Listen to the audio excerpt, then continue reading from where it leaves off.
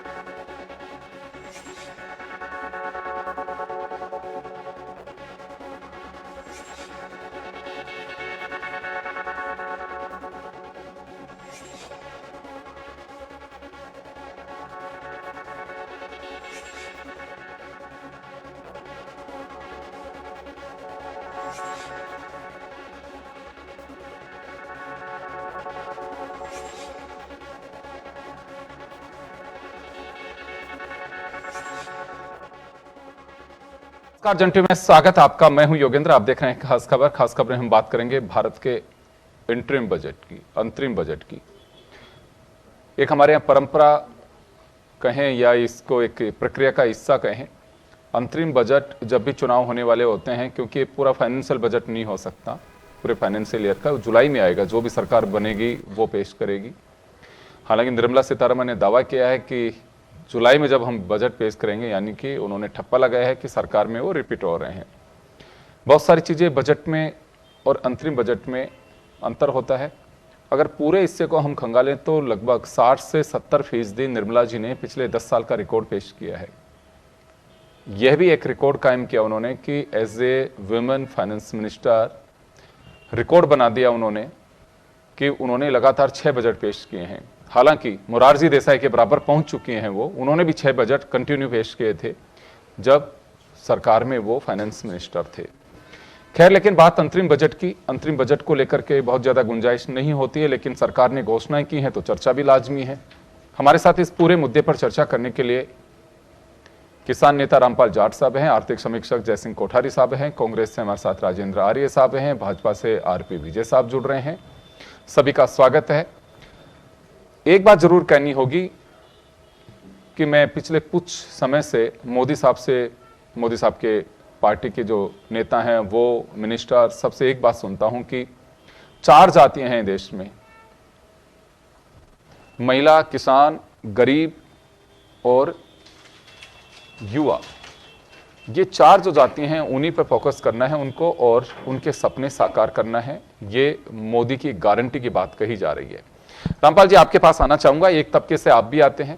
हालांकि इन 4 जातियों में, 4 तबके में, 4 वर्ग में सबको समायोजित कर दिया है, तो कैसा माने इस अंतरिम बजट को? क्योंकि इसमें कहा जा रहा है कि आगे 5 साल की सोच के साथ में हम आगे बढ़ रहे हैं।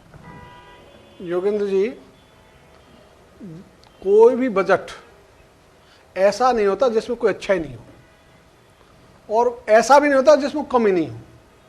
अच्छाई कमी सदा ही रहती है और आगे भी रहेगी, लेकिन टोटलिटी में वो बजट कैसा है, उस पर न्याय बुद्धि के आधार पर विचार। और ये जो 4 वर्ग की बात कही आपने, पहली बात ये कहना चाहूँगा, किसान देश की मुख्य धारा ये वर्ग नहीं है, क्योंकि पूरी भारत सरकार सब जगह एक ही बात कहती है, ये कृषि प्रधान भारत है और अर्थव्यवस्था के रीढ़ है कृषि। इसलिए कृषि को यदि हमने एक वर्ग मान लिया तो कृषि में महिला तो अपना भी कृषि में है, कृषक महिला है, तो महिला अलग कैसे हो सकती है? इसी ढंग से युवा किसान में ही है, अलग नहीं हो सकते। तो किसान में सब समाहित हो जाते हैं, अलग से कोई नहीं बचता। तो पहली बात तो ये, इसलिए जब भी बजट को देखना हो तो ये जो किसान को वर्ग बनाते हैं, वहीं से गड़बड़ शुरू हो जाती है। जैसे आप किसान को वर्ग मानोगे, एक सेक्ट मानोगे, आपकी गड़बड़ शुरू। इसलिए ये राजनीतिक दलों में भी है, सरकारों में भी है। इस कमी को दूर होना चाहिए। पहली बात तो मैं ये कहना चाहूँगा। दूसरी, जो आज का बजट है, इसमें एक खास बात मैं देखता हूँ, ये दूसरे कार्यकाल का अंतरिम बजट है, अंतिम। इसमें यदि वो घोषणाएं हैं जो राज में आने के पहले की गई थी और जो राज में आने के बाद में की है, तो राज में आने के जो पहले की गई थी, उस समय भारतीय जनता पार्टी के राष्ट्रीय अध्यक्ष थे, जो वर्तमान में रक्षा मंत्री है, माननीय श्री राजनाथ सिंह जी। उन्होंने पूरे देश में घूम घूम कर कहा था बजट कृषि का प्रत्यक्ष होगा, जैसे रेल बजट है वैसे कृषि का बजट होगा, लेकिन वो तो हुआ नहीं अब तक। तो ये 10वां है और अब तक तो वो हुआ नहीं, साकार हुआ नहीं, धरती पर उतरा नहीं। इसी ढंग से दूसरा जो उन्होंने बात कही थी, हम किसानों की आय 2022 तक 2 गुनी कर देंगे। वो 6 वर्ष बीत गए 2022 में, अब 2024 आ गया और किसानों की आय 2 गुनी तो छोड़ो, घट गई। इसलिए जब किसानों की आय घट गई तो आप कैसे कह रहे हो कि आपके बजटों की दिशा सही है?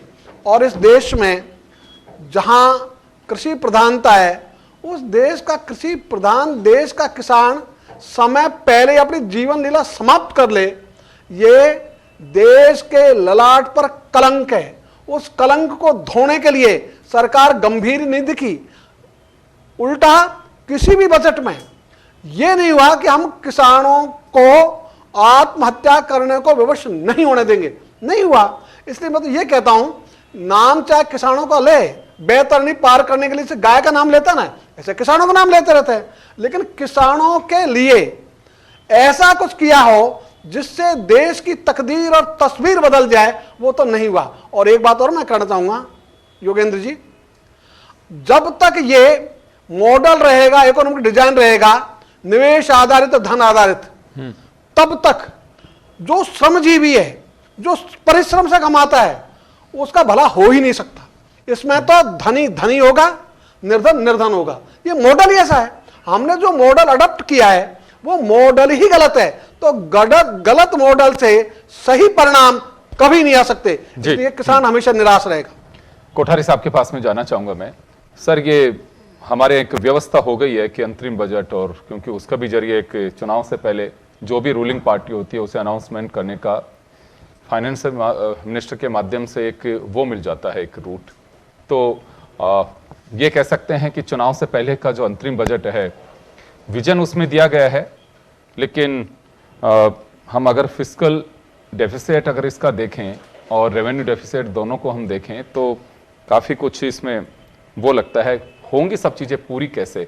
लेकिन निर्मला जी कह रही थी कि जब ब्रीफिंग के दौरान भी कि ये सब चीज़ें आगे बढ़ेंगी क्योंकि एक विजनरी हम इस सोच के साथ में आगे बढ़ रहे हैं। तो एक मॉडल जो अक्सर हम देखते भी हैं वो इख्तियार हो गया कि आप उधार लो, डेवलपमेंट करो, मॉडल यही रह गया है।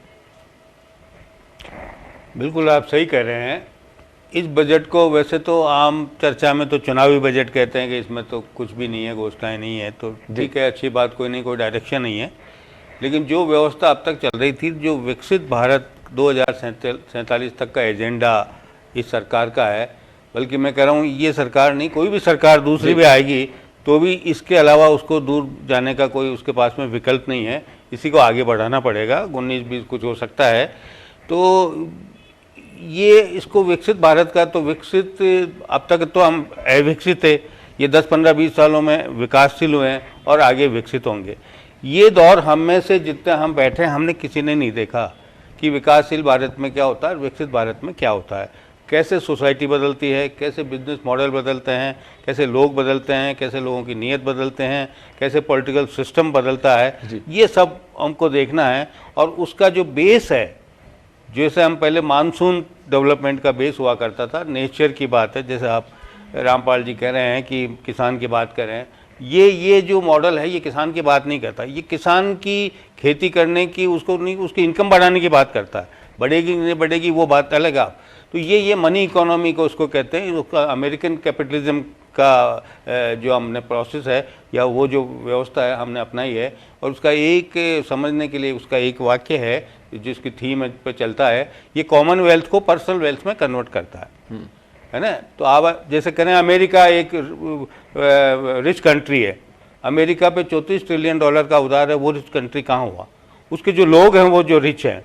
तो यही मॉडल अब हमारे यहाँ पे लागू हो गया है, ऐसा मान लें आप। और आगे कितने ही बजट आए, कुछ भी आए, कैसे भी जिगजैग चले, लेकिन यही मॉडल आगे चलेगा कि देश की सरकार पे कर्जा बढ़ता जाएगा और हम जो सिस्टम है, जो सोसाइटी है, वो अमीर होती जाएगी, उसकी पर कैपिटा इनकम बढ़ती जाएगी, स्टैंडर्ड ऑफ लिविंग बढ़ता जाएगा, खर्च करने की कैपेसिटी बढ़ेगी। अब उसमें इम्बैलेंसिंग तो जरूर रहेगा। 125 करोड़ की आबादी है, जब 30 करोड़ की जनसंख्या में अमेरिका में भी बैलेंसिंग नहीं है, तो हमारे यहाँ तो होने का सवाल ही नहीं है। और विकसित भारत बन जाएंगे कि नहीं बन जाएंगे, उसके बीच में कितने ही अप एंड डाउन आएंगे, कितने ही खड्डे आएंगे, सड़कें भी बनेगी, वो भी होंगी, क्रिएटिव डिस्ट्रक्शन भी होगा, एक वेल्थ सिस्टम नया डेवलप होगा, पुराना वेल्थ सिस्टम ख़त्म होगा, बैंकों की तकलीफ आएंगी, एनपीए बढ़ेंगे, लोग बेरोज़गार होंगे, बहुत सारी चीज़ें जो हमने ये रास्ता पकड़ा है, ये ट्रांजिशन फेज़ है, ये आने वाले समय में हम देखेंगे। लेकिन थीम इसकी ये है कि ये मनी इकोनॉमी का बजट है, वेलफेयर स्टेट का बजट है, पैसा बांटो। 16.5 लाख करोड़ का इस साल भी सरकार ने उधार लेने का प्रोविज़न किया है। पिछले 3 सालों में अपन देखें तो 152 लाख करोड़ से 168 लाख करोड़ का उधार, पिछले साल से 168, इस साल में 168 लाख करोड़ हमारा उधार हो जाएगा। तो मेरा ये कहना है कि जो कंट्री का जो विकास, इसको इस बजट की एक विशेषता और है कि ये है कि भाई इसमें काम देने की गारंटी सरकार के पास में नहीं होती, ना अमेरिका में है, दुनिया के किसी भी देश में नहीं है, हर आदमी को काम दे दे। तो इसमें क्या है, लीजर इकोनॉमी, ये टूरिज़्म का जो बेस दिया है, दूसरे जो डेवलपमेंट है कि भाई ठीक है अब नहीं है तो पैसे वाले लोगों को घुमाओ आप। तो ये टूरिज़्म का डेवलपमेंट है, तो नया एरिया डेवलप होगा, उसमें जॉब की संभावनाएं बढ़ेगी। तो ये मनी मेड इकोनॉमी है, इसमें जो भी होगा वो मनी के रोटेशन से, मनी के ट्रांसफॉर्मेशन से पैदा होगा। इस तरीके का ये कॉम्प्लेक्स बजट है, इसको समझना इतना आसान नहीं है। तो मेरा मानना है कि ये जो पिछले 10 साल से जो बजट का सिस्टम चल रहा था, उसी थीम पे ये वेलफेयर स्टेट का बजट है और आगे इसी तरीके के बजट आते रहेंगे। उसका ठीक है, टाइम के हिसाब से प्रायोरिटीज़ बदलती रहेगी, लेकिन कुल मिला के 1 पॉइंट प्रोग्राम है कि $10,000 की इनकम 2047 तक लोगों को करनी है, तो पैसा तो सरकार ही बांटेगी। आप और मेरे पास तो नोट छापने की मशीन नहीं है जो हम दे देंगे। तो वो एक नया मॉडल है, जैसे भगवान बारिश करता है वैसे ये ईश्वर की जो प्रतीक सरकार हो जाती है, तो इसलिए उनके गाजे बाजे करते रहो और अपना अपना रास्ता ढूंढते रहो। ये हमारा मॉडल है, इस पे बेस बजट है, ऐसा मेरा मानना है। निखिल जी, आपके पास में आना चाहूँगा मैं। निखिल जंवर हमारे साथ में है और पेशे से सीए हैं। एक उम्मीद थी कि टैक्स स्लैब में कुछ आना चाहिए, क्यों दावा किया है कि 7 लाख तक की हम रिबेट दे रहे हैं, लेकिन अगर एक्चुअल में हम देखें तो रिबेट नहीं मिल पा रही है 7 लाख की उस स्लैब में, नए और पुराने को लेकर के जो है। तो इसमें उम्मीद थी। दूसरा कहा गया है कि आप मकान बनाएंगे या मकान खरीदेंगे, आवास से स्कीम लेकर के आएगी वो, उसका कुछ बेनिफिट आपको मिल सकता है। तो वाकई कुछ अरमानों पे झटका है ये टैक्स पेयर्स में। जी अब बोलिए बोलिए। हाँ बोलिए। हेलो जी। नमस्कार दोस्तों। बेसिकली पहले एक चीज़ मैं बता दूं कि ये इंटरिम बजट है, बिल्कुल, क्योंकि अब हमें मालूम है कि इलेक्शंस आने वाले हैं। तो मेन बजट जब इलेक्शंस हो जाएंगे, जिसकी भी सरकार बनेगी, उसके बाद में मेन बजट आएगा जिसमें काफ़ी सारे अनाउंसमेंट्स हो सकते हैं। अभी हम बजट को देखते हैं तो ये बात करता है कि अभी तक हमने क्या किया। जो सरकार का जो विज़न था, जब 2014 में बीजेपी गवर्नमेंट आई थी, उसके बाद में 2019 में रिपीट हुई, तो उस विज़न के दौरान उन्होंने क्या क्या डेवलपमेंट एजेंडा थे, उस पर उनका फोकस रहा है। तो उसके बारे में उन्होंने सारी चर्चाएं उसमें करी है। और मोटे तौर पे मैं बात करूं तो 6 पॉइंट्स पे उनका शुरू से फोकस रहा है। पहले हम बात करें तो इंफ्रास्ट्रक्चर।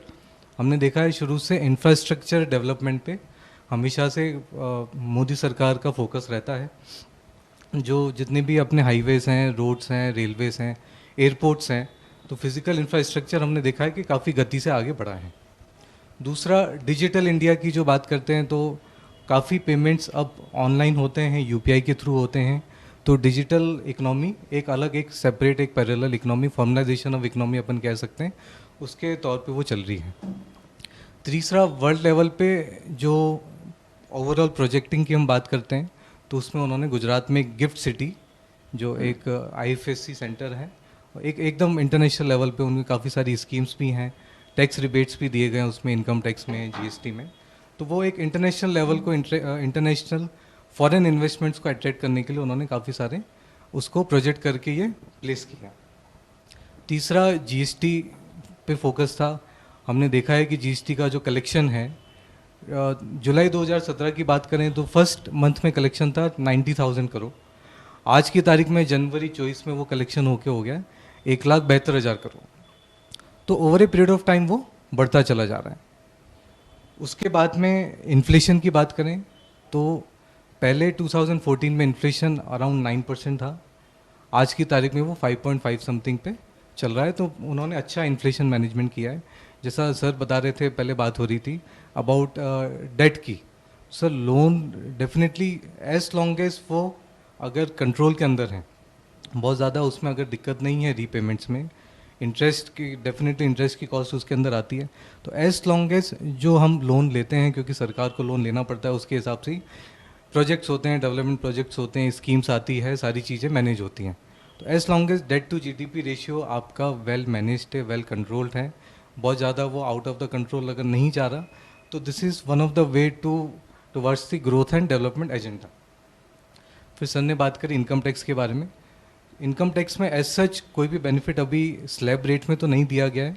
7 लाख तक की जो लिमिट थी वो पिछले साल ही उन्होंने उसको कर दी थी, और उनका आगे का एजेंडा यही है कि हम कोई भी आपको डिडक्शंस वगैरह नहीं देना चाहते हैं, तो जितना जल्दी आप 7 लाख वाले लिमिट के अंदर शिफ्ट हो जाएं, क्योंकि उसके अंदर आपको कोई भी डिडक्शन वगैरह कुछ भी नहीं मिलेगा। सिंपल वनीला 7 लाख तक का इनकम टैक्स, इस पे इनकम टैक्स लगेगा नहीं। तो मेरे हिसाब से आगे अभी इंटरिम बजट है, आगे जब फाइनल बजट आएगा तो उसमें डेफिनेटली कुछ ना कुछ उम्मीद की किरणें दिखेंगी। एक जरूर आउटस्टैंडिंग टैक्स डिमांड पे उन्होंने एक एमनेस्टी स्कीम अनाउंसमेंट की बात करी है कि अप टू 2010 फाइनेंशियल ईयर तक 25,000 तक की अगर आपकी आउटस्टैंडिंग टैक्स डिमांड है, काफ़ी जगह होता है मिसमैच के कारण छोटी छोटी डिमांड्स अभी तक आउटस्टैंडिंग हैं, 1,000 रुपये, 1,200 रुपये। अब क्या ऑनलाइन नोटिस आते हैं तो आप उसका रिप्लाई भी ऑनलाइन करते हैं, बिल्कुल उसका उन्होंने एक अच्छा बेनिफिट दिया है। वो 1 करोड़ टैक्स पेयर्स को उसका बेनिफिट मिलने वाला है, अप टू 25,000, और उसके बाद में कुछ सालों के लिए अप टू 10,000 तक टैक्स का बेनिफिट उसमें मिला है। उसके अलावा स्टार्टअप से रिलेटेड भी एक उन्होंने एक्सटेंशन दिया है, जहाँ पे पेंशन फंड से रिलेटेड, स्पेशलाइज फंड से रिलेटेड कुछ टैक्स एग्जम्पशन है, उसका एक्सटेंशन दे दिया। तो बहुत ज़्यादा इसके अलावा कोई चेंजेस एज सच बजट में हमें देखने को नहीं मिले। बिल्कुल पुराने जो विजन की बात करें और अमृत काल की उन्होंने बात करी, विकसित भारत की उन्होंने बात करी है। उसके अलावा एक अच्छा फोकस दिखता है सोलर एनर्जी पे, बिल्कुल 1 नेट करोड़ घरों कार्बन को नेट 300 जीरो पे यूनिट का अच्छा फोकस दिखता है। इलेक्ट्रिसिटी, इलेक्ट्रिक व्हीकल्स पे दिखता है अच्छा फोकस। तो आई थिंक वो overall it's a time taking process. आज हम देखते हैं इलेक्ट्रिक व्हीकल्स का चलन इतना ज़्यादा नहीं है, तो धीरे धीरे उसका शेयर बढ़ रहा है। तो it's a time taking process. ये लॉन्ग टर्म विजन है, कम से कम 5 से 10 साल का एक विजन लेके चलेंगे, तब जाके कुछ इसमें कुछ हमें परिणाम दिखेंगे। आज की तारीख में उन्होंने नींव रखी है, जी। और उनका ये कहना है कि भी हमने एक तरह से एक सपोर्ट फाउंडेशन स्ट्रक्चर आपको दे दिया है। दूसरा मैं लास्ट चीज़ में ऐड करना चाहूँगा कि गवर्नमेंट का जो फोकस रहा है वो रहा है एम्पावरमेंट पे। इंस्टेड कि हम आपको कुछ डिस्ट्रीब्यूट करें, हम आपको एम्पावरमेंट करना चाहते हैं, हम आपको स्किल देना चाहते हैं, ताकि उसके बेस पे आप कोई बिजनेस स्टार्ट करें, आप एंटरप्रेन्योरशिप को प्रमोट करें, आप जॉब स्किल क्रिएट करें, एम्प्लॉयमेंट ऑटोमेटिकली साइकिल के अंदर आएगा। इंस्टेड कि हम आपको कुछ फ्री कुछ डिस्ट्रीब्यूशन करें, फ्री बीज दें, that is not their focus. Thank you ji. Rajendra ji, आपके पास में आना चाहूंगा मैं। बजट को देख के ओवरऑल अगर हम बात करें, देखिए अंतरिम बजट है, और इसमें कोई दूसरी बात और कहना चाहूंगा। एक परंपरा है हमारी कि ये होना चाहिए, क्योंकि 2-3 महीने जो लगेंगे, सरकार का गठन होगा, अगला बजट आएगा, तब तक के लिए खर्चे कैसे चलाएंगे, उसके लिए बजट की प्रक्रिया होती है। तो क्या लगता है आपको, यूं चाहें इतनी बड़ी बहस की भी आवश्यकता नहीं है, इसे पार्लियामेंट से पारित भी कराया जा सकता है? देखिए योगेंद्र जी, बिल्कुल, ये पार्लियामेंट में रख करके इस बजट को पारित भी कराया जा सकता है। कोई बहुत जरूरी नहीं है कि 1 घंटे तक, 1.5 घंटे तक फाइनेंस मिनिस्टर इसे पढ़े ही, टेबल करके भी इसे कराया जा सकता है। लेकिन एक कहने को, स्पीच देने को चुनावी साल में तभी तो अंतरिम बजट आता है, एक प्लेटफॉर्म मिलता है राजनीतिक दल को कि देखिए हम ये देने वाले हैं आपको। देखिए योगेंद्र जी, जहाँ तक इस बजट की बात है, तो ये जैसा कि ये सरकार हर वक्त किसी ना किसी मौके को इवेंट के रूप में तब्दील करती है, तो इस बार भी इन्होंने वही किया, और ये बजट भाषण से ज़्यादा चुनावी भाषण लगा। इसके अंदर पूरी की पूरी यही बातें दोहराई गई, जबकि ये तमाम बातें थी। जब आप बात करते हो कि भाई किसानों की बात करते हो तो किसानों के लिए जो आपने दुगनी आय करने की जो डेडलाइन रखी थी फरवरी 2022, उसके बाद भी किसानों की लागत कई से कई गुना बढ़ गई, क्योंकि डीजल और पेस्टिसाइड और बीज ये सबसे महत्वपूर्ण जो होते हैं, वो कृषि के जितने भी हमारे कामकाज है वो महंगे हो गए, तो उस वजह से आय तो बढ़ना तो दूर और कई गुना आय मतलब लागत बढ़ गई। तो यहाँ पे एक सबसे बड़ा सेटबैक है किसानों के मान में, इस पर कुछ नहीं कहा गया। दूसरा, युवाओं की बात की गई, लेकिन युवाओं के लिए रोजगार नहीं है तो युवा किस काम का। इस देश में इस वक्त 20 से 24 साल की जो आबादी है उसमें 45% बेरोजगारी, ये अपने आप में बहुत बड़ा अलार्म है। और बाकी आयु वर्ग में तो आयु वर्ग में तो आपको पता है बेरोजगारी सबसे बड़ी है। मैं कहता हूं ये कॉन्ट्राडिक्शन है कि बेरोजगारी हो और महंगाई हो, तो मुझे बताइए कैसे 25 करोड़ लोग गरीबी से ऊपर उठ गए। एक तरफ आप कहते हो कि साहब 80 करोड़ लोगों को हम मतलब मुफ्त राशन देते हैं, तो फिर आप कैसी बातें करते हो। मतलब आपके खुद के आंकड़े आपस में एक दूसरे को जुटला रहे हैं। आपने एक तरफ राज्यों को और संघ को जो सहायता देनी थी उसके अंदर भी आपने 69,000 घटा दिया, मतलब जो संशोधित अनुमान आया उसमें 69,000 मतलब करोड़ जो वो खत्म हुआ। तो आप देखिए राज्यों को आप मदद नहीं कर रहे, जीएसटी के बाद राज्यों के पास कुछ बचा नहीं। एक तरफ आप अपनी पीठ थपथपा रहे हो, साहब हमारा इनकम टैक्स में बहुत रिकॉर्ड वृद्धि हुई है। अरे तो भाई आप इनकम टैक्स में रिबेट दे देते। आज देश का सबसे ईमानदार वर्ग है नौकरी पैसा, वो कहीं पे भी कोई, क्योंकि उसकी नौकरी में पूरा तनख्वाह जो मिलती है उसके खाते में आती है, उसको वो पैसा मिलता है। आप कह रहे हो कि नहीं साहब आप रिबेट नहीं दे रहे। अरे भाई इनकम टैक्स में रिबेट देनी थी, आपने तमाम जो वादे किए, महंगाई पे आपके नियंत्रण का कोई मैकेनिज्म नजर नहीं आया। आप कैसी बातें करते हो। आप बार बार ये कह रहे हो नहीं साहब प्रधानमंत्री जी 10 साल से हैं। आज 2014 में आप कह रहे हो कि 2014 की पूर्व की जो बातें थी उनके लिए हम व्हाइट पेपर लेके आएंगे। अरे भाई आपको 10 साल लग गए उस बात को करने में। जिस देश में रोजाना 31 किसान आत्महत्या कर रहे हो, वो देश आज मंच पे बोल के इस तरह की बातें कर सकते हैं कि साहब हम किसान सम्मान निधि बढ़ा रहे। अरे 2,000 रुपए बढ़ा के क्या किसान को खरीद लिया?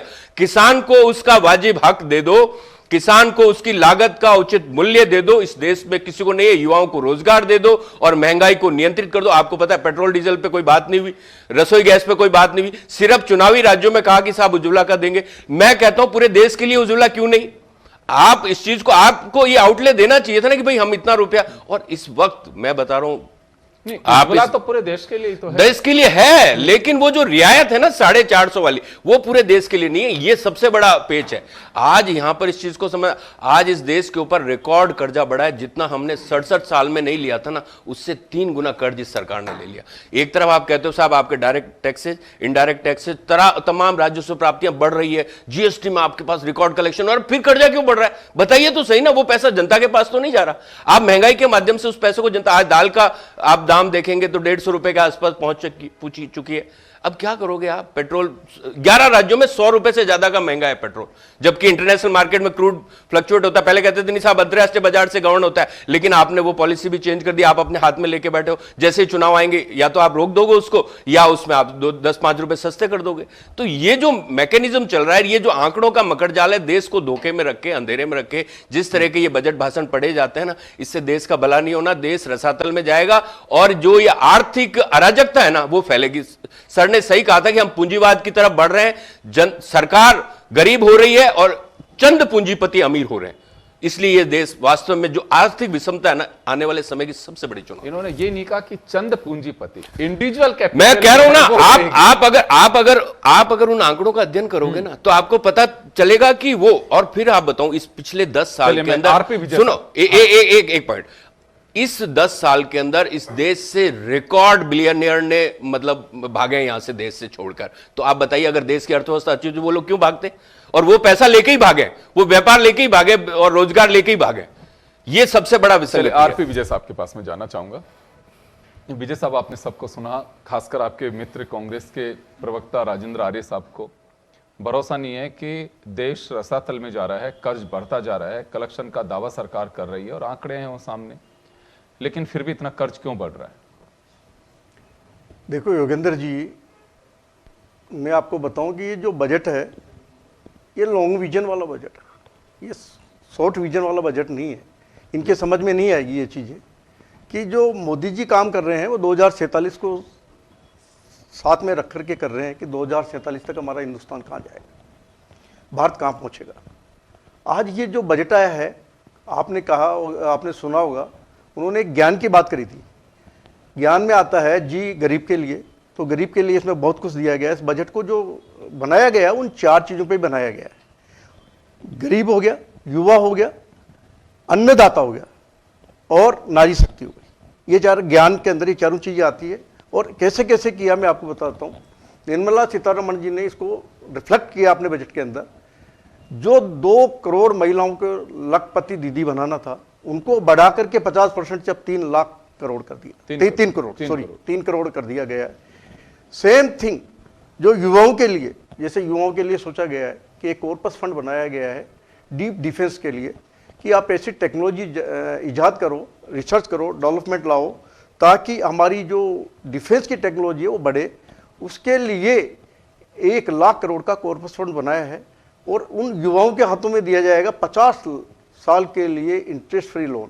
अगर कोई लोन भी होगा तो बहुत लो रेट पे होगा, अदरवाइज तो ये नील रेट पे जाएगा। तो ये सोच है आगे की कि किस तरीके से आज की तारीख में देखो, रोजगार देना सरकार के लिए बस की बात इसलिए नहीं होती। गवर्नमेंट नौकरियों को अगर रोजगार समझते हो तो वो गलत सोच है। आज की तारीख में प्राइवेट सेक्टर के अंदर आपको जाना पड़ेगा और वो तो कहते हैं कि आप रोजगार देने वाले बनो। मैं ये नहीं कहता। अभी कांग्रेस के में एक प्रवक्ता को सुन के आ रहा था, वो कह रहे थे कि कभी पकोड़े तलो और कभी क्या तलो। अरे कोई बात किसी सिस्टम पे कही या किसी प्लेटफॉर्म पे आ गई, उस बात को लेकर के आप इस तरीके की बात करते हो। आज की तारीख में सबको पता है कि आज की तारीख में अगर कोई रोजगार देने वाला बनता है तो कम से कम वो एक नहीं, मैं कहता हूं कि 5 आदमी को रोजगार देगा, 10 को देगा, 15 को देगा, 20 का देगा। मैं कहता हूं कि एवरेज अगर 5 आदमी को भी रोजगार देता है तो इसमें क्या बुराई है। आदमी सेल्फ डिपेंडेंट होता तो क्या बुराई है, सेल्फ एम्प्लॉयड होता तो क्या बुराई होती है। सेल्फ एम्प्लॉयड वाला आदमी आगे रोजगार बढ़ाता है। रही बात आपकी, जैसे आज की तारीख में उन्होंने कहा था कि सोलराइजेशन करेंगे हम। सोलराइजेशन में सपोज करो 1 करोड़ आदमी के लिए, वो भी एक मिडिल क्लास का और लोअर क्लास के लिए, उन्होंने कहा है कि उनको हम 300 यूनिट तो कम से कम फ्री देंगे। उसके बाद में अगर कोई सरप्लस यूनिट आती है तो गवर्नमेंट की जो कंपनियां हैं या जो भी उनकी डिस्ट्रीब्यूशन कंपनियां हैं वो उनसे खरीद लेगी और उनसे कम से कम 15 से 20 हज़ार रुपये साल का उनको बचत होगी। रही बात फार्मर्स की, फार्मर्स के लिए उन्होंने कहा है कि फार्मर्स में 4 करोड़ फार्मर्स को तो इंश्योरेंस का गारंटी दे रखी है, 12 करोड़ फार्मर्स को उन्होंने लोन दिया है। तीसरी चीज क्या होता है कि आज नैनो टेक्नोलॉजी जो डीएपी के अंदर भी लेके आ रहे हैं, जिस तरीके से यूरिया के अंदर आई थी उस तरीके से ये लेके आ रहे हैं।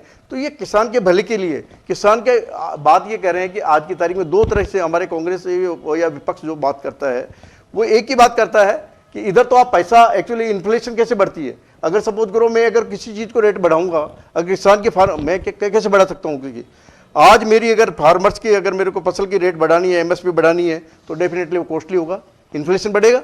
एक तरफ ये कहते हैं कि साहब महंगाई छू रही है, एक तरफ कहती है आप किसानों की आय डबल नहीं कर रहे हो।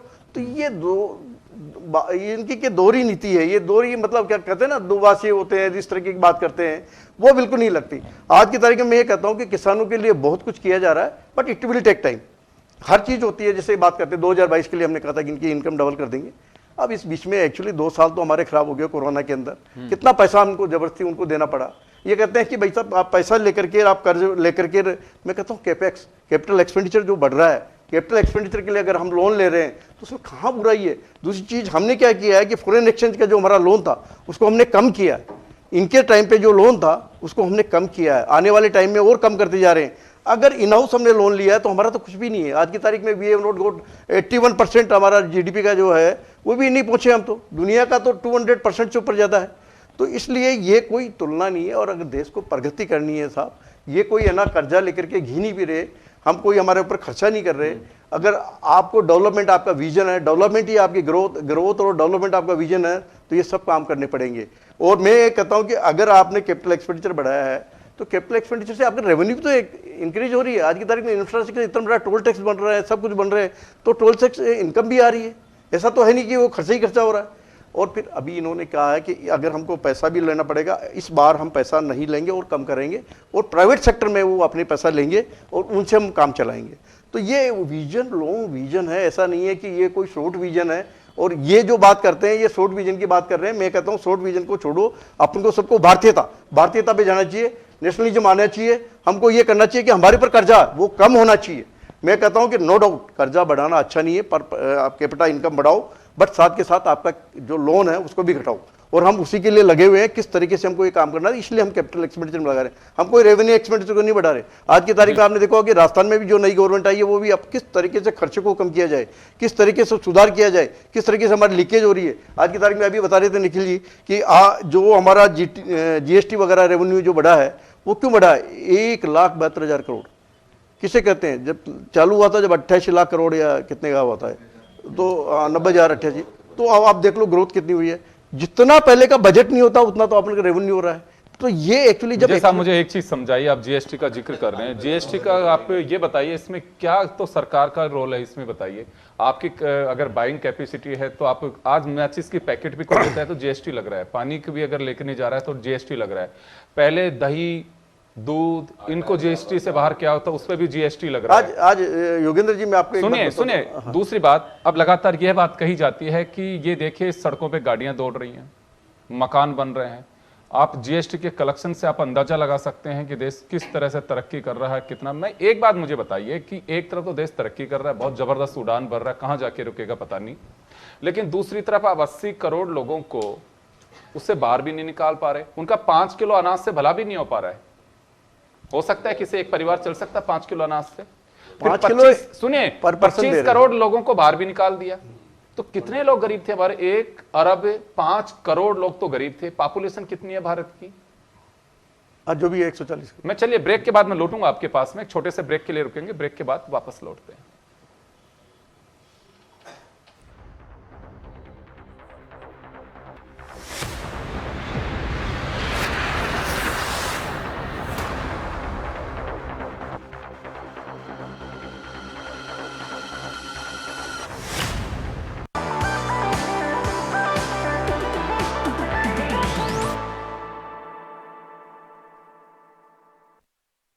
और फिर आपका स्वागत है। आप देख रहे हैं बजट, हमारा अंतरिम बजट। उस बजट को लेकर के, अंतिम बजट को लेकर के मुझे लगता है कि सब समझ ही गए होंगे कि जो टाइम पीरियड होता है आपका पूरा फाइनेंशियल ईयर जो कंप्लीट करता है, उसमें अगर कहीं पे अनुमानित आय है वो प्लस 3 महीने 4 महीने जो भी एक रिमेनिंग बिगनिंग टाइम जो होगा जब सरकार बनेगी उससे पहले का खर्चा तो चाहिए। संवैधानिक तरीका है हमारा कि आपको बाकायदा परमिशन के साथ में उस बजट को पारित कराना होता है। स्टेट्स में राज्यपाल के नाम पे और यूनियन गवर्नमेंट हमारे प्रेसिडेंट के नाम पे इस बजट को पास कराती है। जुलाई में जब आएगा बजट वापस तो वो एक कंप्लीट बजट कहेंगे, हालांकि वो भी एक 8 और 9 महीने का बजट होगा।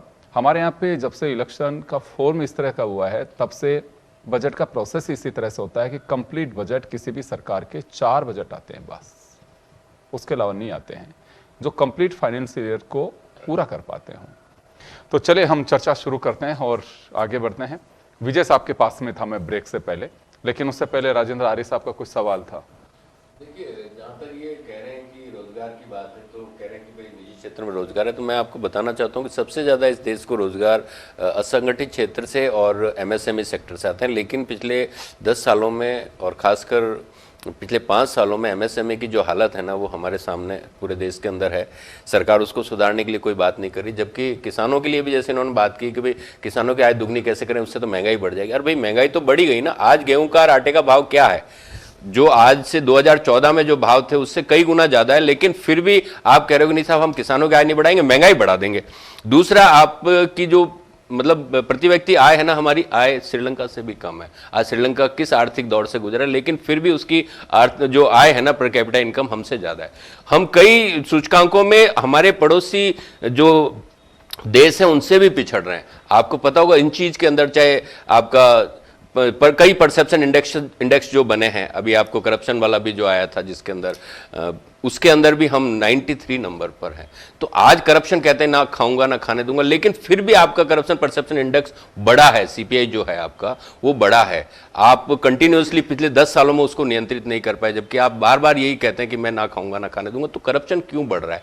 जब करप्शन बढ़ रहा है, महंगाई बढ़ रही है, एकाधिकार हो रहा है, तो ये सारी की सारी जो चीजें हैं ये विसंगतियां हैं। और ये इस जो भी भाषणबाजी होती है या इवेंट बना के आप इस चीज को पेश करते हो उसमें आप मैनेज तो चीजों को कर लेते हो, लेकिन वास्तविक स्थिति राजेंद्र जी, अंतरिम बजट देखिए पहली बार पेश नहीं हुआ है ये। नहीं ये तो एक हमारे सिलसिला चला आ रहा है सर, अंतरिम बजट नहीं, मैं तो सिर्फ ये कहता हूं कि अंतरिम बजट है, मान ली बात, लेकिन अगर आप 23-24 का बजट भी देखेंगे ना, तो उसके अंदर आप वास्तविकता में उसके आंकड़ों को भी तो देखो ना। हर साल हम मनरेगा के अंदर जैसे हमारे बजट का आउटले है वो घटाते जा रहे हैं। हम जैसे पहले 100 दिन का मिनिमम रोजगार देते थे, अब गांव में 48 दिन का ही मिल रहे हैं।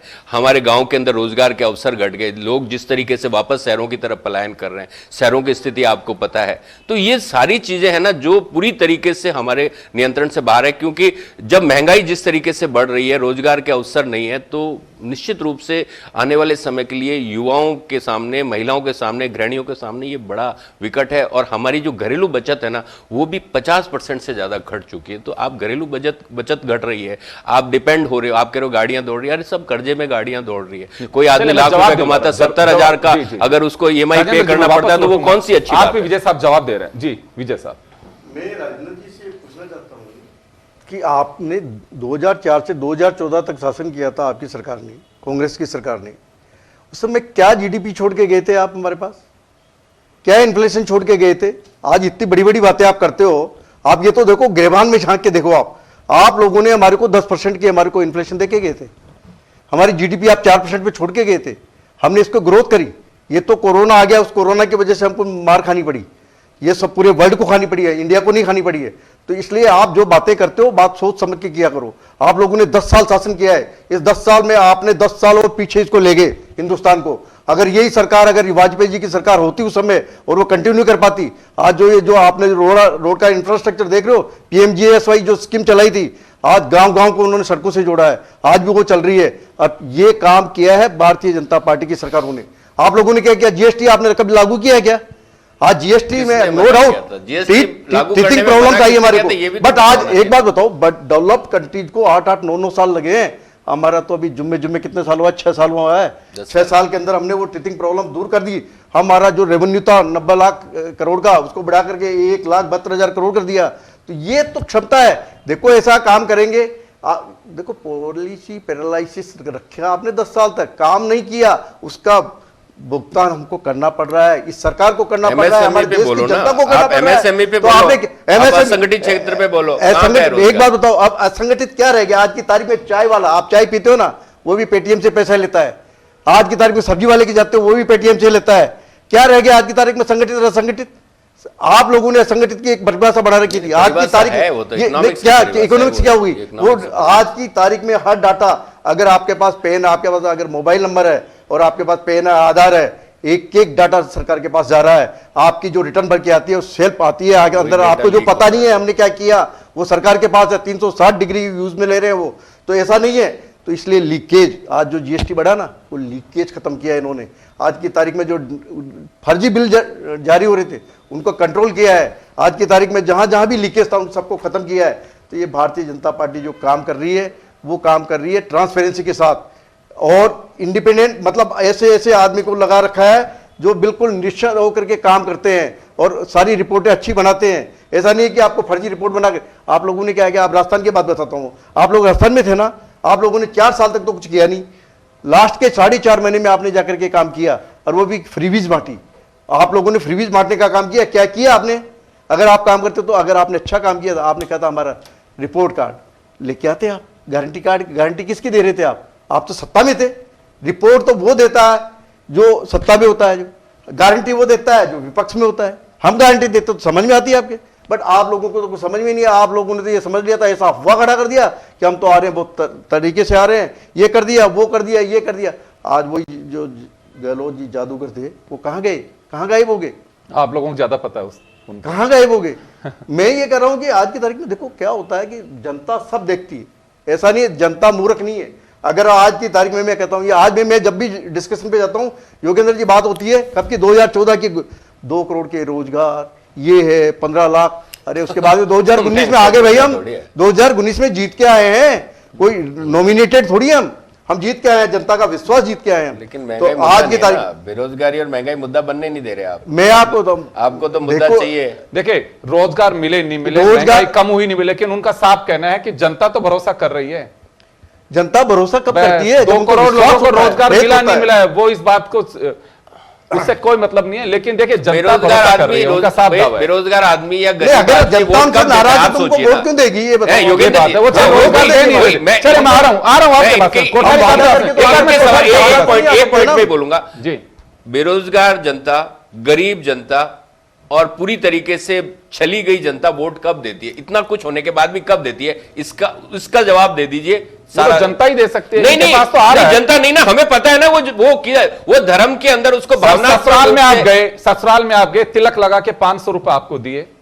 अब वो 500 रुपए कहां से आए आपको तो मालूम है, ससुर जी ने तिलक करके दिए। वो ससुर साहब को पता करना है कि पैसे आए कहां से, उनको क्या लेना देना है, उनके पास में वोट आ रहा है। वो जरूरी है, क्योंकि जरूरी नहीं उनके लिए, क्योंकि जो उनको देश- वोट आ रहा है। जो देखिए देश की आरपी विजय सत्ता साहब पे ने साफ काबिज है कह ना, दिया, आरपी विजय जी ने साफ कह दिया कि आप लोग नौकरियों का, महंगाई का होआ खड़ा करो। जनता खुश है उनसे। कोठारी साहब के हाँ, पास बेरोजगार जनता खुश है, ये मैं कहना चाहता हूं। बेरोजगार जनता, गरीब जनता खुश कैसे भी है। हो, जनता खुश है नहीं, उनसे। वही तो मैं कहना चाह रहा हूं ना कि गरीब और बेरोजगार जनता खुश है। किस लिए खुश है, वो सवाल बड़ा है इस वक्त। चलिए, जय सियाराम।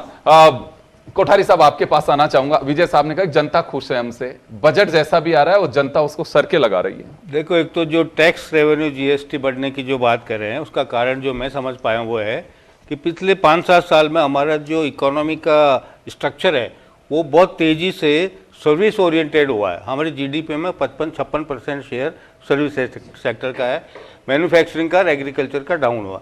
तो नेचुरली जब सर्विस सेक्टर का डाउन होगा तो आपको सर्विस टैक्स और उसकी रेवेन्यू आपकी बढ़ेगी। और एक टेक्नोलॉजी ने, जो आप कह रहे हैं कि मोबाइल और इसके कारण से उसको पकड़, तो उसके भी लीकेज को बहुत रोका है। ये दोनों कारण हमारे हैं जिस पर जीएसटी की रेवेन्यू बढ़ी है। और इसका अंदाज़ा इससे भी लगा सकते हैं कि अगले साल में सरकार ने अभी 9 लाख, हमारे जो इनकम टैक्स और दोनों की रेवेन्यू है उसको काफ़ी हद तक बढ़ाया है। अभी 9,22,000 करोड़ की रेवेन्यू थी कॉरपोरेट टैक्स की, उसको 10,42,000 करोड़ किया है। और 10,22,000 करोड़ की जो पर्सनल टैक्स थे 11,56 किया। तो ये ट्रेंड आगे भी जा रहा है। तो मैं जो पर्सनल इकोनॉमी की बात कर रहा था, अब क्या है कि पर्सनल लोगों की इनकम ज़्यादा बढ़ रही है, सरकार की बढ़े नहीं बढ़े, सरकार की घटेगी, उसका उधार होगा तभी तो हमारी इनकम बढ़ेगी। तो एक नया मॉडल है काम करने का तरीका, अपना फ्यूचर ढूंढने का तरीका, रोजगार ढूंढने का तरीके, ये सब तरीके आने वाले समय में हम सब बदलते हुए देखेंगे। दूसरा ये कह रहे हैं रोजगार की जो बात है, ये एक फ्री इकोनॉमी है, ओपन इकोनॉमी, ओपन सोसाइटी। बिल्कुल, हर आदमी अपने अपनी इच्छा से काम करने को फ्री है, अपने अपने इच्छा से। जब ऐसा दौर होता है तो जो दुनिया में अब तक देखा गया तो उसमें क्या सोसाइटी एक नेचर होती है, सेल्फ रेस्ट्रिक्टिव सोसाइटी। वो ये कहती है भाई मेरे को तो कुछ रिएक्ट करना ही नहीं है, जब भी होता है उसका रिवोल्ट करती है वो। तो अभी हमारे रिएक्शन, अपन रिएक्शन कर रहे हैं, अपन समझदार लोग हैं, लेकिन वो रिएक्शन नहीं करेगा और अगले 10 साल तक भी मेरे ख्याल से नहीं करेगा वो। जब आप, वो ये है कि वो पाप का घड़ा भर जाता है, ऐसा कर लीजिए आप, जब ऐसी लिमिट आ जाएगी, वो आ जाएगी, तब वो जाके उसको रिवोल्ट की शेप उसकी बनती है। दूसरे कंट्रीज में ऐसा देखा गया, तो वो भी कंसेप्ट है वो हमारे कंट्री में लागू हो गया है। आज मैं देखता, अच्छा मोदी जी 25 साल की बात करें, देखते हैं यार 5 साल तो इनको और वापस लाते हैं अगले 25 साल में। अब क्या पता मोदी जी भी जब तक 2047 तक रहेंगे कि नहीं रहेंगे, भगवान जाने। लेकिन ये ऐसा ही है। आप जो गेम है ना ये इकोनॉमी का डेवलपमेंट का, 1980 में वहाँ पे अमेरिका में बहुत भीषण जो मंदी आई थी, उस समय में जो भी वहाँ के राष्ट्रपति थे, शायद केनेन, क्या नाम था उनका, कैनेडी। तो उनके प्रॉब्लम हुई, उन्होंने कुछ लोगों से, इंटेलिजेंट लोगों से मीटिंग की, यार इस देश को क्या डायरेक्शन दें आप, ये तो पूरा हालत ख़राब हो रही है, लोग माराकोटी एक दूसरे को मार रहे हैं, कर रहे हैं, भयंकर मंदी, खाने को नहीं, इम्बैलेंसिंग ऑफ कैपिटलिज्म ये। तो उन्होंने कहा भाई अब क्या करो, एक नॉलेज का उन्होंने एक मिशन दिया है कि हमारा जो नेक्स्ट मिशन है वो होगी मैन एट द मून, आदमी हम चंद्रमा पे भेजेंगे, बस उस मिशन पे लग जाओ और उसके लिए जो भी चाहिए वो सरकार की ट्रेजरी से आपको सहायता मिलेगी। वो पैसा फिर सिस्टम में आया, उससे फिर धीरे धीरे धीरे सब प्रॉब्लम का सोल्यूशन हुआ, टेक्नोलॉजिकल डेवलपमेंट हुआ। तो वो ऐसी थीम, अभी हम उस स्टेज पर नहीं पहुँचे। 1980 में अमेरिका की जो पर कैपिटा इनकम थी मेरे ख्याल से $10,000 से ज़्यादा थी, जो हम 2047 की बात करें। तो वो प्रॉब्लम आएगी जब ऐसे सॉल्यूशन ढूंढने की बात होगी। तो अभी तो 2047 में $2,500 की पर कैपिटा इनकम को $10,000 बढ़ाने की बात है। 10,000 भी हो जाएगी तो बहुत हम भाग्यवान अपने आप को समझेंगे। लेकिन उसके बीच में ये जो है ना, आप कॉम्प्लेक्सिटी, आप किसकी बात कर रहे हो और क्या कहना चाहते हो और उसका अर्थ क्या निकलता है, ये सब कॉम्प्लेक्सिटी जैसे जैसे बारिश का पानी आता है, आप बह जाने के बाद में जो बचता है वो अंदर कहाँ जाता है, आप उसको ढूंढना पड़ता है ना आप। तो ये ऐसे ही मनी इकोनॉमी का गेम है, आपको हर चीज़ को इन्वेंट करना पड़ेगी। सरकार थाली में दे दे या कोई भी दे दे, कोई आदमी भी इंडस्ट्रियल भी नहीं देगा। ये सहायता करने वाले जो हैं वो भी आप धीरे धीरे दूर हो जाएंगे। कैपिटलिज्म की नेचर है ये। अवसर की बात होती है, अवसरवादी अवसर, हाँ। और वो है भी, भारत की बात नहीं है, दुनिया के ह्यूमन ग्लोबलाइजेशन में, ग्लोबल उसमें अगर हम देखेंगे, क्योंकि आपने एक ऐसे इकोनॉमिक कल्चर को अडॉप्ट किया है तो उसका थीम ही यही है, उसकी नेचर है ये। स्वार्थ तो उसमें गलत नहीं है, क्योंकि आबोहवा में वही चल रहा है इस समय। रामपाल जी के पास में जाना चाहूंगा मैं। रामपाल जी, चलिए, निर्मला जी ने करीब 60% जो समय अपना जाया किया उसमें, वो पूरा 9 साल का जो प्लान कर चुके हैं वो लोग, उन पे पूरा फोकस किया, फार्मर्स को भी रखा। 4 वर्ग में वर्क की आपने बात की, क्योंकि लेकिन अब गारंटी की बात आ रही है तो किसान के लिए भी गारंटी की बात कही है। डबल की इनकम की आपने सवाल खड़ा किया। आरपी विजय साहब ने कहा कि देखिए ये कोविड वाला चला गया। एक बात वो बताना भूल गए कि किसान आंदोलन भी उसमें शामिल था। ये तो करना चाह रहे थे, लेकिन आप लोग जाकर के सड़कों पे बैठ गए तो नहीं हो पाया, फिर कोविड आ गया। लेकिन अभी क्या लगता है कि क्योंकि जब पुरानी 9 साल की उन्होंने चीजें बताई हैं, तो यहां तो हम मान के चल सकते हैं कि कुछ अच्छे दिन आए किसानों के। Yogendra ji, design of economic की जो बात अपनी चली अभी जी, उसमें एक शब्द देना चाहूंगा मैं। ये जो डिजाइन है, यदि इसको हम कहें एक वाक्य में, तो ये अंतहीन अंधेरी गुफा है। आप दौड़ते रहो, आपको पता नहीं कहां जाना है ना, तो आप मार रहे हो तुक्का।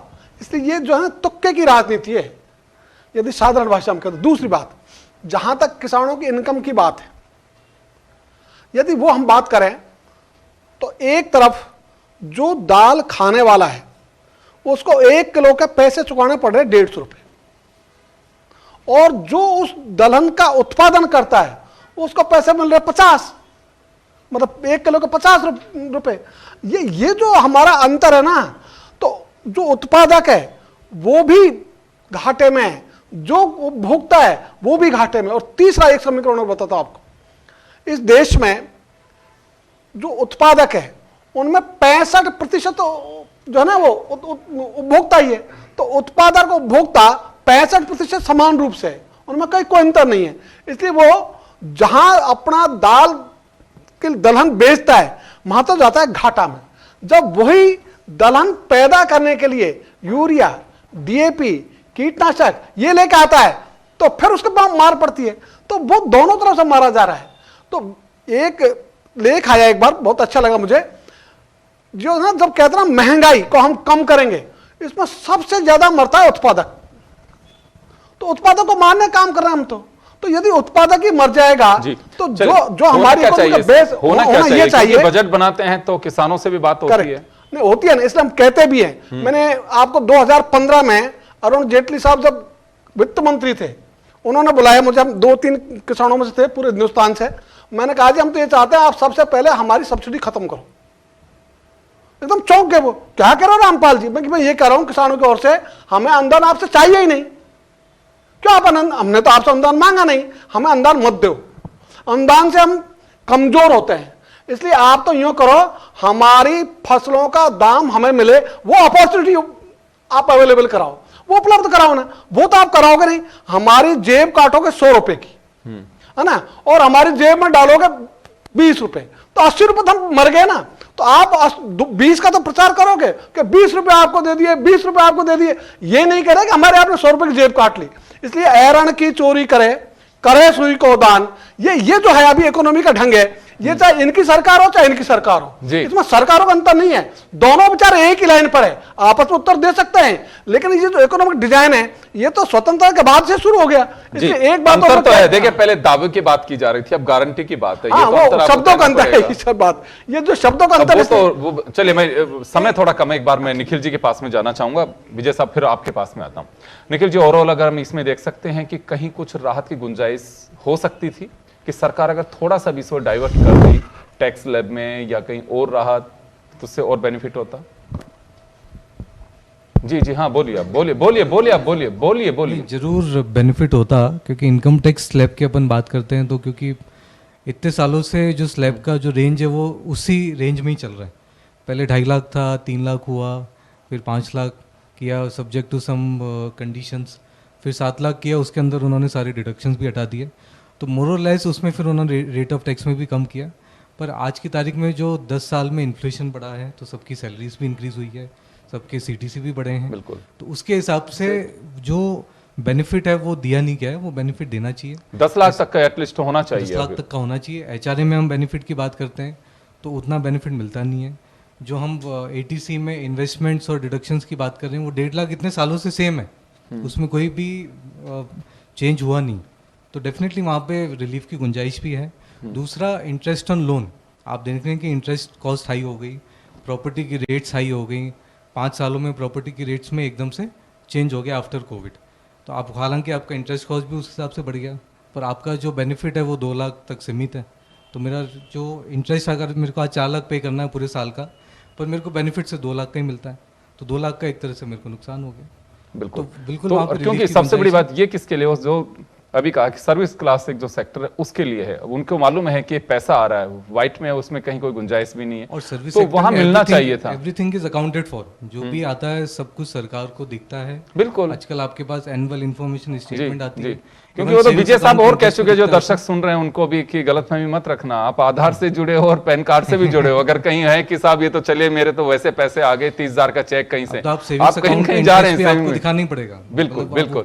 विजय साहब आपके पास में आना चाहूंगा, समय थोड़ा कम है, 1 मिनट में आप अपनी बात कहिए। रामपाल जी, हाँ बिल्कुल। फार्मर्स की जो इनकम है, बेसिकली क्या है कि हमारे जो तो इंडिया के अंदर जो फार्मर्स हैं और बेसिकली हमारे जो विलेजर्स हैं, जो फार्मर्स हैं, वो ट्रेडिशनल खेती कर रहे हैं। अब ट्रेडिशनल खेती करने उसमें कॉस्ट बहुत ज़्यादा आती है।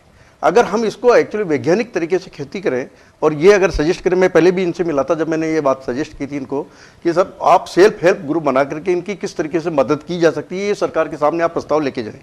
हमारी एक बार यहीं पे मीटिंग हुई थी, तो उसके बाद हम लोग बैठे थे चाय के लिए, तब ये उसके बाद में आज ही बैठ रहे हो। हाँ, तो नहीं, आज मौका मिला तो मैंने इनको कहा, ये बात मेरी इनसे हुई थी कि मैंने कहा बात सही है, बट जब तक अपन ट्रेडिशनल खेती करेंगे, ये हमारी उसमें कॉस्टिंग बहुत ज़्यादा आती है, और रेवेन्यू जो आपका प्रोसीड्स आता है, सेल प्रोसीड, वो बहुत कम आता है।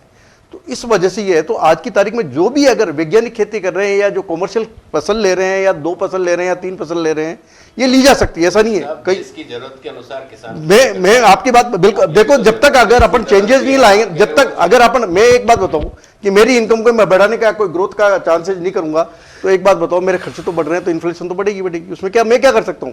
जब तक मैं मेरी रेवेन्यू नहीं बढ़ाऊंगा, मेरे अगर रेवेन्यू नहीं बढ़ेगी तो और खर्चा बढ़ेगा, तो भाई साहब मैं तो घाटे में ही रहूंगा। विजय जी, हाँ, जो आपने कहा ट्रेडिशनल खेती, ट्रेडिशनल खेती का जो खर्चा था ना वो 0 था। जो खेती से बचता था वो बैल के काम आता था, जो बैल से बचता था वो खेत के काम आता था। परस्पर पूरकता थी और खेती में स्वावलंबन था। ये जो है ना आपकी वैज्ञानिक खेती जिसको आप कहते हो, जिसको मैं अवैज्ञानिक खेती कहता हूँ, उसने हमको किया बर्बाद। इसलिए जो वैज्ञानिकता के नाम पे अवैज्ञानिक खेती लाए हो ना, हमको मारा है उसने, देखो हम मरते नहीं। देखो आज मेरे को मालूम है, आज मैं जिस गांव से आता हूं उस गांव का किसान आज भी वही धोती पहन करके, एक बरकती पहन करके ही रहता है। वो बेचारे की जिंदगी में कोई सुधार नहीं आया। तो मैं चाहता हूं कि अगर वही किसान अगर अपन जयपुर के आसपास है, यहाँ महंगी जमीन होते हुए भी साला कमाई कर लेता हूँ भाई फार्मर्स, और हमारे गांव वाले जो किसान हैं जिनके पास वास्तव में खर्चा कम है, फिर भी उनके इनकम नहीं हो पाती। कारण क्या है कि बेसिकली फसलें जो ले रहे हैं वो सोइल का एक्चुअली टेस्टिंग होनी चाहिए, किस तरह की फसल होनी चाहिए, क्या ये सारी चीजें होनी चाहिए। देखिए तो मैं माफी चाहूंगा सर, सर, मैं भी किसान परिवार से हूँ, ये सब बातें कहने में सर बहुत अच्छी सर, मैं 150 बीघा जमीन है मेरे बहुत घर अच्छी में। बात है, आपको बहुत बहुत सीलिंग है। शुभकामनाएं। कितने आप लोग भाई हम 7-8 भाई हैं, हिसाब से क्या कर सकते हैं, 8 भाई हैं, परिवार हमारा। देखिए सबसे बड़ी मार ये तो किसान की हिम्मत देखे, किसान बहुत सारी मारी झेल रहे हैं। आप तो 150 बीघा के मालिक है, हमारी सबकी जमीन भी नहीं होगी आपके बराबर। नहीं वो भाइयों की 8 भाई हैं। सुनिए सर, यहाँ पे वैज्ञानिक तरीका अपना ले, चाहे कोई भी तरीका अपना ले, जब आपके यहाँ पे आपदा पड़ती है तो आपदा का जब आतंक मचता है, ओले गिर गए, उसमें आपका टेक्नोलॉजी कोई काम नहीं आती है। क्या लगा इंश्योरेंस अब आज की तारीख में तो सरकार इंश्योरेंस प्रोवाइड कर रही है उसके लिए। सर कहाँ पैसे, ये तो सर ये बहुत बड़ा मजाक है। विजय साहब तो मिलेगा। विजय साहब आप एक किसान है, आप एक किसान है 150 बीघा में, ये मुझे लग रहा है कि एक बहुत बड़ा मजाक है सर। अगर कोई भी गवर्नमेंट अगर फुलफिल करती हो कि जितना खर्चा मतलब, और आप उसमें क्लेमिटी से अगर जो रिलीफ मिल पाता है, कोई भी सरकार सर उसको फुलफिल नहीं कर पाती है। ये तो बड़ी ही एक क्रूर मजाक है किसानों के साथ में, और मुझे उम्मीद है कि सरकार इसको सहजता के साथ में करे। सर इतने नॉर्म्स गिना दिए, आपने खुद ने देखा 150 रुपए के पेमेंट, 500 रुपए के बिल्कुल पेमेंट। बिल्कुल, मैं आपकी बात से एग्री हूं। मैं ये नहीं कहता, मैं ये नहीं मैं कहता, इसलिए कहता हूं कि एक्चुअली रामपाल जी जो नहीं खड़ा कर रहा फार्मर्स के मैं इनको एक काम करना चाहिए इस बारे में। मैं भी इस बात से सहमत हूं कि किसी को 1.5 रुपए का जा रहा है, किसी को 150 रुपए का जा रहा है, ये बहुत गलत चीज। सर रिलीफ के नाम पे बहुत बड़ा घिनौना मजाक है आज भी sir. I agree with you. हाँ तो चलिए मैं माफी चाहूंगा, बजट अंतरिम था और अंतरिम बजट के साथ में चर्चा ही बस अंतरिम है, नहीं तो हम दिन भर पूरे पैनल के साथ आपके सामने होते हैं। आप सभी का बहुत बहुत शुक्रिया। हमारी विशेष प्रेस में इतना ही, बस दीजिए इजाजत, नमस्कार।